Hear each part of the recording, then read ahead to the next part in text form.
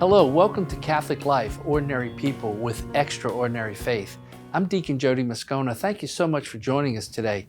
Today we're going to talk to Dr. Lisa Domicus. It's one of those words that I had to think about because it's not familiar to me. Welcome.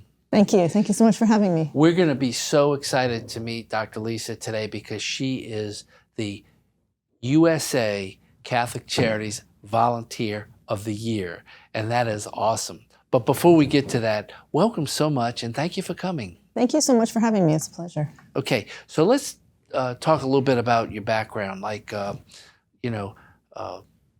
you from, all that good stuff. Okay. Well, my background is as an immigrant myself. I came from Canada originally with my husband. We came to the United States for graduate school, and then that led us to Baton Rouge, where he's at LSU. And currently I teach history at Baton Rouge Community College. Nice. And so I spend my time working with students and volunteering when I can. That's good. Now, you told me you have a history of volunteering, and when your kids were younger, you did a different kind of volunteering.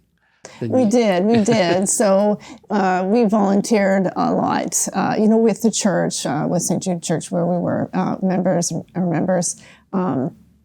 and at the school, and then just out into the community. So, right. We stay pretty active. Right. St. Jude is a pretty vibrant community. It is. It's beautiful. Yeah, very nice. I have a lot of relatives that are part of St. Jude. I know the folks over there pretty well. We used to actually live in that parish for a while, but deacons, wherever you're assigned, that's your parish. So, it just works that way. So eventually you had to find a new place to volunteer, and you landed in Catholic Charities. How did that happen? I guess, I always wanted to volunteer with my kids. I felt like, my time is, I'm busy. I wasn't teaching at the time, but, you keep busy with 3 kids. And so Right.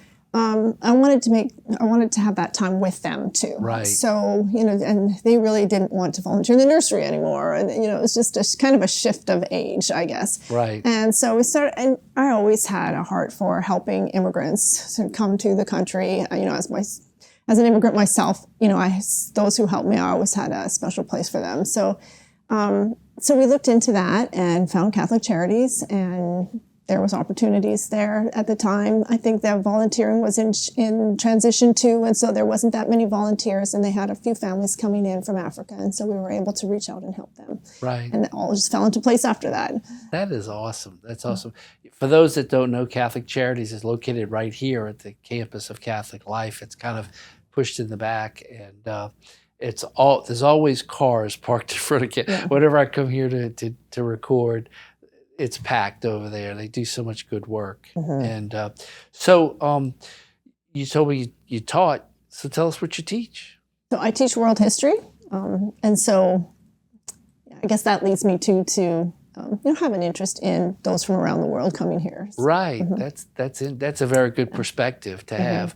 So when you came to Catholic Charities, tell us a little bit about how you kind of put your toe in the water and then your foot in the water and they dove in. Yeah, so it was literally like that. So like I said, the volunteering coordinator position was in transition at the time, and I think someone had just left. And so I kept on calling. I was persistent, so I wanted to volunteer with Catholic Charities and work with immigrants. And so finally, someone called me back and said, "Okay, we have a family whose sons just came from Africa. They need some help, but we don't have anybody to coordinate it. So can you just go over there and meet them?" I was like, "Okay." So I brought my kids and we went over there, and I had no idea what to expect. So how old were your kids at this time? At this time, my daughter was maybe 13. So just 8, coming 10, 13, yeah. So middle school, and just definitely, starting high school. Yes. Soon. Yeah. Yeah, that's cool. So you were teaching your kids well to I hope volunteer. so, yeah. Yeah. Well, that's important, The fact that you wanted to bring them with them gave you a parental purpose in addition to the universal purpose of volunteering, which is of charity, love. So you called, they gave you this job to do, and how did it work out? I loved it. In fact, I'm still in touch with those with the people that we visited then. They didn't stay in Baton Rouge long, but the 2 boys, the father hadn't seen them for like 10 years. and they were 15 and 14 or something like this. Wow. So, it was a big move. And so, when we came, we were able to help the boys transition into school a little bit and, just kind of acclimate them, to American culture to the extent we could. I was pretty new, so I didn't really know all of the needs they had. And if going back, I would do a little bit more, but we did what we could. But, sometimes not all of it, too, is...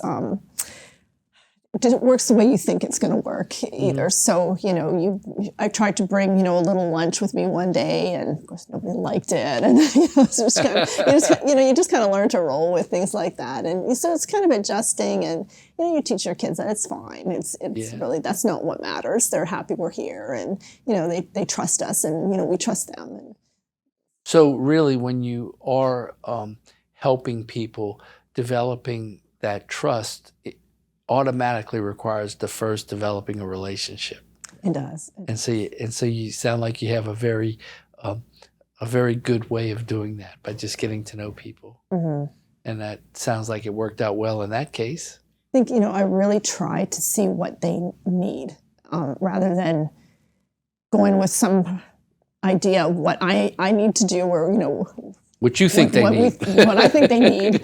And then I kind of have adjusted. At first, I didn't really want to do too much English language training or study with families. But I've learned over the years you need to. Yeah. So I've built that into, a lot right. of So that they can navigate themselves. Mm-hmm. Mm-hmm. That's interesting.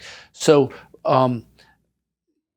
you start working with families, and I'm guessing that Catholic Charities kind of roped you in a little bit more and more. I think I was pretty persistent about it too. As soon as the first family left, they come, do you want to be assigned another family? Like, yes, of course I do.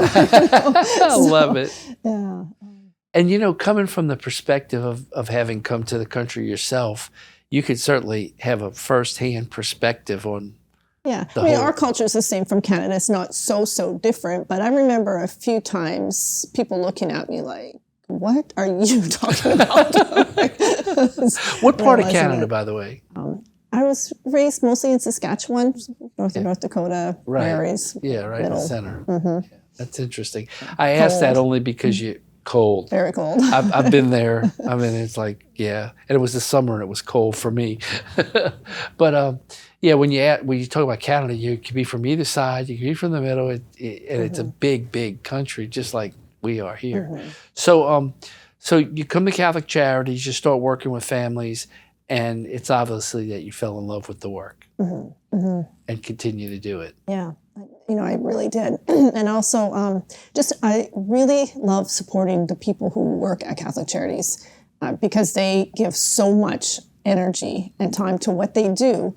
And oftentimes, I kind of look at it like sometimes I get the fun job because I can help people, and Right. just kind of go in and, support them when I want to, and, when it's good, and do what's fun. Right. Bring the kids to the park or whatnot. And, I see the employees at Catholic Charities really working hard to make sure all the paperwork's in order and all the doctor's appointments are filled. And, just to support them, I think is an honor. And I've always just admired everybody who's worked there so much. And it's inspired me to want to volunteer more because I see what they do with their energy to support the people. Right. So time frame, when was the first one that you helped? Like, how long ago was that? I want to say 2016, 2017. Yeah. So, so 5-6 years ago.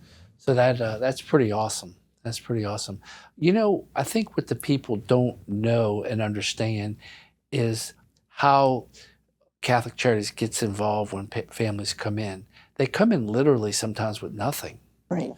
And Catholic Charities is the source of all help.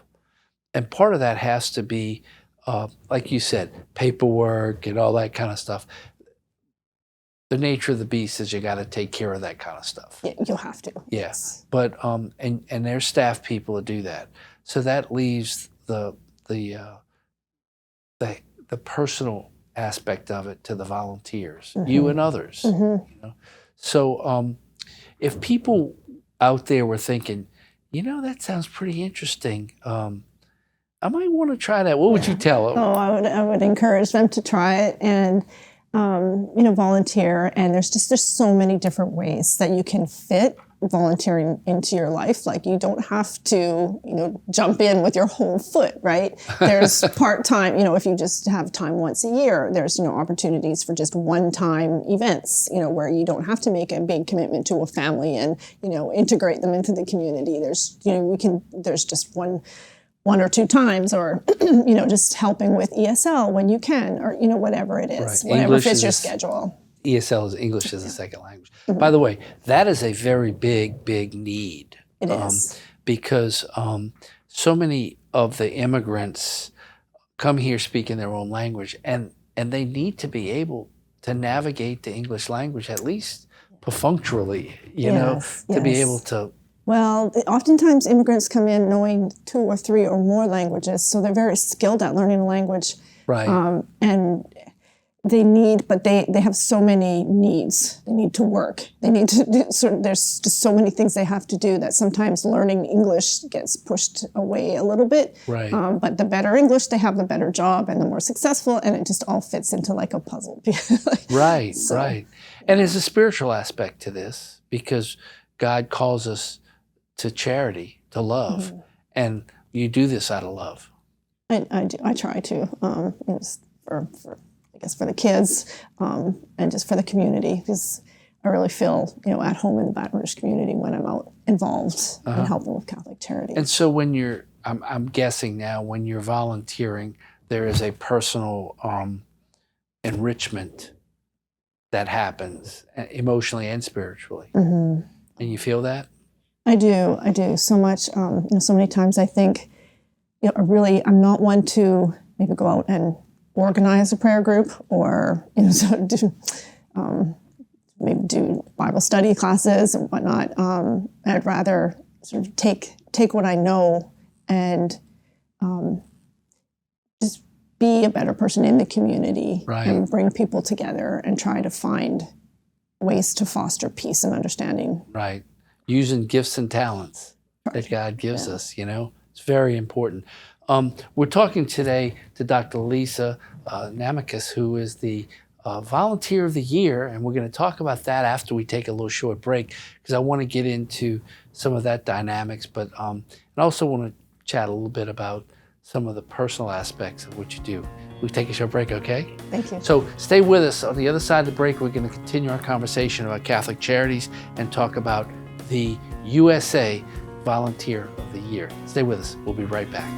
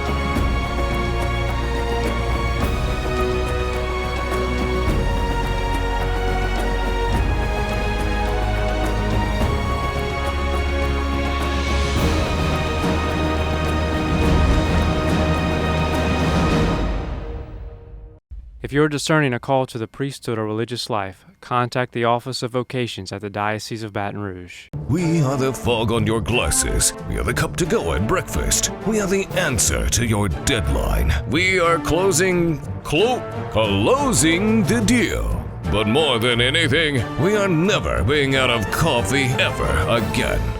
Never. We are River Road Coffees, and we're ready to prove that our coffee is better than whatever coffee you're drinking at the office. Call us today for a side-by-side taste test so you can get powered by River Road Coffees.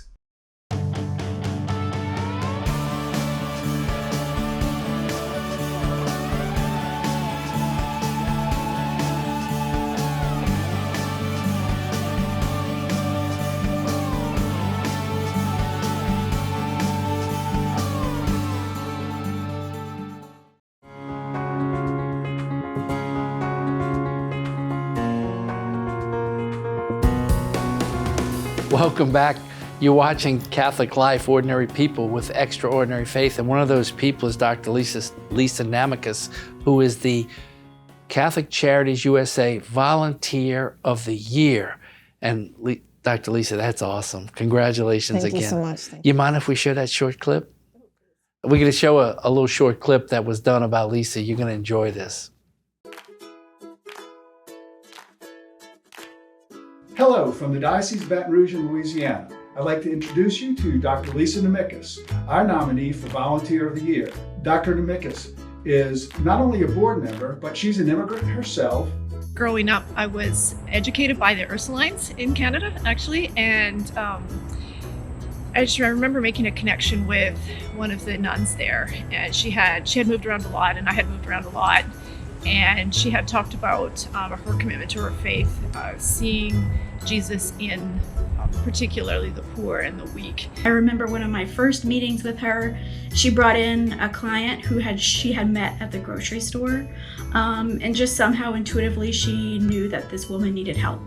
And so, Lisa stood alongside her and helped her get services. Coming to a new community is really difficult, and I've just always wanted to help people feel at home where they are. When it came time to resettle Afghans, we were still unfortunately understaffed, and she became the point person to round up the, dozens and dozens of volunteer offers that we got. Lisa is an incredible asset, not only to Catholic Charities, but to the community. Over the years, she's helped kids through summer camp. She's had an impact on adults as she's helped them orient and acculturate to life in South Louisiana. Then also her impact has been beyond to the community, where she has helped the community welcome refugees from across the globe to become our new neighbors. Getting that first really good job, or you just sort of getting married and starting a family and going forward. Here, it's just the biggest blessing, and I'm fortunate that I can be a part of that. I hope you enjoy getting to know Lisa as much as we have and see the impact of her energy and commitment to immigrants and refugees. Boy, Lisa, that is awesome. Thank you. Thank you. I love that picture of you with the with the regalia on. I don't know what you call it, but it's just awesome that you can identify with the folks that you're helping so much and kind of know what they need, and watching you shop with them and stuff is really awesome. I could see that you really get into it, and that one clip was your daughter, huh? Mm-hmm. That was awesome. That was great. So listen, so I know that you came to Catholic Charities wanting to help people, and obviously the video shows how much you're doing. Does it feel good to kind of be acknowledged, or is it almost like, ooh, I don't know if I wanted that? Some of both. Uh-huh. I'm very grateful for the chance to talk about what I do with Catholic Charities, because I think it's so important, and I love sort of talking about it. As far as it's a lot. So you come across to me as a very humble person. Okay, and that's why I get this feeling that this is awkward, But it's also puts a spotlight on what you do, which is very important. And we'd like to encourage other people to do what you did, and that is, like you said, put your toe in first.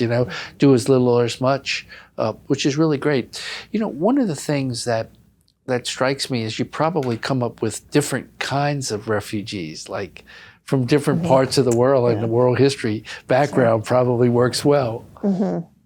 There's such a variety, and it's really fun to just get to know people from all different backgrounds.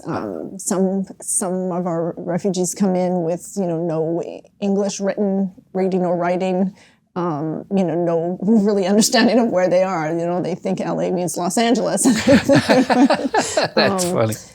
Others, of course, are very well educated, and right. So each have their own struggles and needs. And, right. Not one is easier than the other. I think it's fair to say. Right. It's just encouraging people sometimes through the cycle of their experience here in the United States as they're adjusting. So it's really quite fascinating. And one of the things that we always say, we have a food pantry at our parish, and we help everybody basically. And one of the things Father always knocks us over the head with is, we don't help them because they're Catholic. We help them because we're Catholic. That's what we as Catholics do, that is doing what Jesus told us to do, right? Love your neighbor. And that's what you're doing. I think, as I kind of mentioned in the video, I was really inspired, by the Ursulines and by my connection with, her name is Sister Damien. She's gone now, but she just really kind of helped me through. I was sort of at the boarding schools, I missed my family, and she kind of helped me through that, and I just kind of looked up to her, and was always very grateful, and I always remembered what she said. That's awesome. Yeah, the Ursuline, I guess you know this by now, have a big presence in Louisiana. The oldest Catholic building, I think, in this whole region is in New Orleans, and it's the Ursuline Convent. So you got a history, and you didn't even know it. I know. We didn't realize that connection when we came. That is great. That is great. So I think you wanted to tell a story about one of the families that you got pretty close to? Or, I don't mean to put you on the spot. Oh, but no, it's okay. It's okay. So it's kind of an interesting situation because the person I met, he came by himself, and he was single. And I actually met him. He had been in the United States for a few years. I had met another refugee who brought him, and I invited them to my house. And so the two came, the new refugee and then this one who had been here for 2 or 3 years. And they were just so grateful to be a part of, I think it was a Thanksgiving Day event. So we had Thanksgiving, and we had invited some people from around, some LSU, like foreign students, and some of my neighbors came, and whatnot. And so they were just so grateful to be invited. And they said, "This is the first time that we've really been in an American home," and it was invited us. And I was like, okay. So Christmas was coming along right after that. So I prepared little gift baskets for them, like with fruits and nuts and little things like that. And I gave them this gift in a gift bag, and they just burst into tears and left. And I was. I was touched, and they messaged me right back afterwards. They said, "No one's ever given us a gift before." And so just, meeting people, and I guess just reaching out to them and knowing that, it's a safe place, and it's good to be here. Right. Just really touched me from that point on. And so, of course I'm still in touch with them. And so now the one is married and is graduated from LSU and is now on and working at a very good job out of state. So nice to see it. Yeah, they had their second baby. So that is so awesome.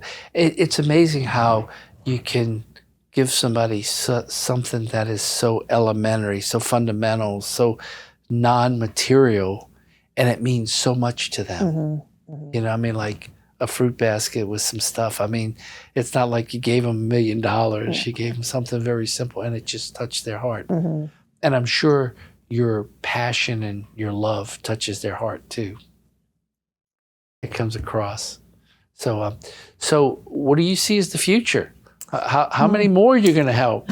Well, for when COVID came around, of course, there was really not as much volunteering. When the Afghan arrivals came, there was a real need for paperwork. So I kind of did a lot with just onboarding new volunteers, and was doing a lot of paperwork at that time. So then when Catholic Charities was able to hire some more support, and I transitioned back into sort of more helping with hands-on. So I'm kind of adjusting to that again and becoming more and more involved and enjoying that. I have to say. So, I think there's just so many different things that we can do. Helping students, since I'm trying to help a few navigate the higher education system who have been here for a few years.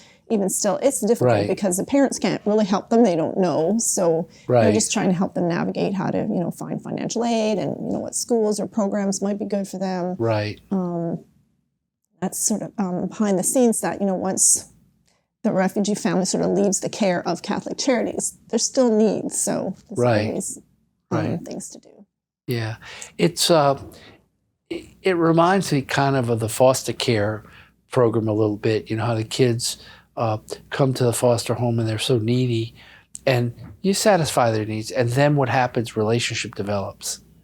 And that's what I hear you. You help them in their need, and then relationship develops, and that relationship can go on and on. I usually do try to create a space for sort of a relationship as well as maybe some work that whatever we're doing, so that things don't become too serious all the time. And Right. that, we can, have some fun or go out and just do some interesting things. Yeah. Make life meaningful in other ways, That's really exciting.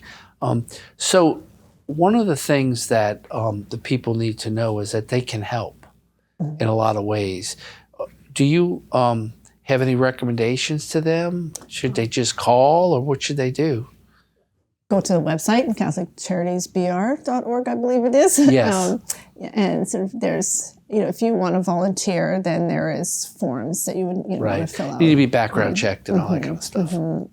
But there's other ways too. So, if you're a part of a church community, for instance, and you're interested in, raising items for new mothers, or for a refugee family that might be coming in, or whoever it is, single people trying to find work, and there's just all sorts of areas where you might be able to add a piece, or join in. So I think go to the website, reach out to somebody at Catholic Charities, and just see what some of the needs are and where you might be able to help. Yeah.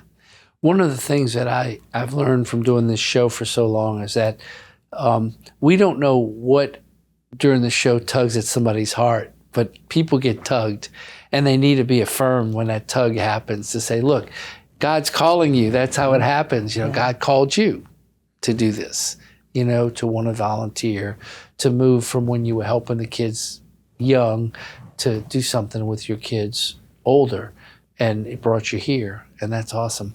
So when you were nominated, did you feel like you were a shoo-in for the award, or you were surprised? No, I was surprised. And, Catholic Charities mentioned they were writing this piece and submitting my name. And then I ended up at the top 5. That was sort of the first step. And I was so surprised. And that was an honor itself. Even top 5. There's what did David say the other day? 300,000 volunteers in 160 different Catholic Charities organizations. And so the top 5 was pretty nice. And then I didn't hear anything for a long time. And then it was announced at the annual meeting that I won. So, well, Dr. Lisa, it's been awesome to meet you. It's so affirming to us that we have people like you in the community, and I want to thank you so much for all that you do and for coming on the show. Thank you. Thank you so much for having me. It's been a pleasure. And thank you for watching. It's been great to bring this to you. And if you want to help Catholic Charities, go to the website or call them on the phone and help. Till next time, this is Deacon Jody saying, God bless everybody.